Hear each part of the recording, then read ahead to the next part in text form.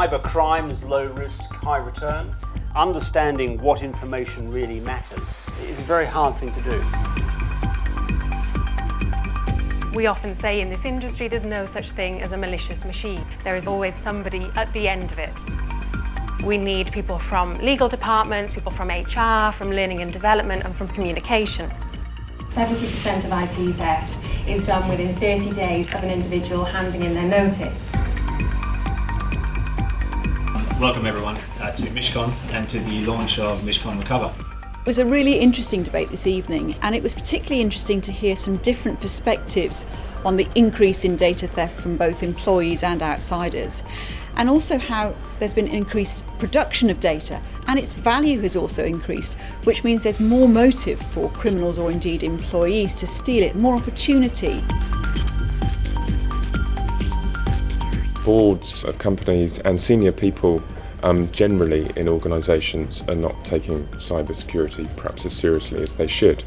A rethink is required in the corporate board about how they manage cyber risk. It should be managed at board level, and I propose that a new role needs to be created for management of cyber risk, which incorporates much more than the traditional IT role.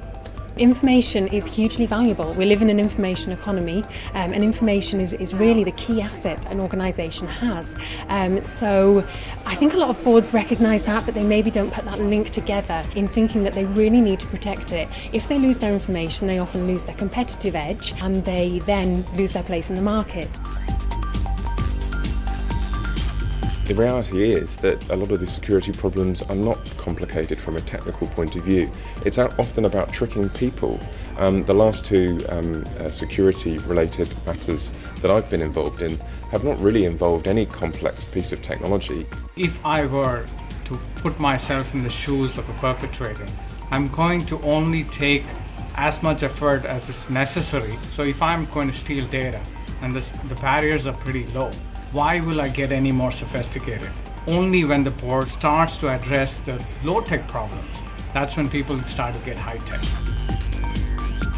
The benefits of social networking do outweigh the disadvantages, because obviously there's huge advantages to employers in being able to use those as methods of business development. And in particular, you need to make clear with your employees that you have systems and terms and conditions in place that govern the employees' use of things like LinkedIn, for example, so that there's no dispute when it comes to it, if it does come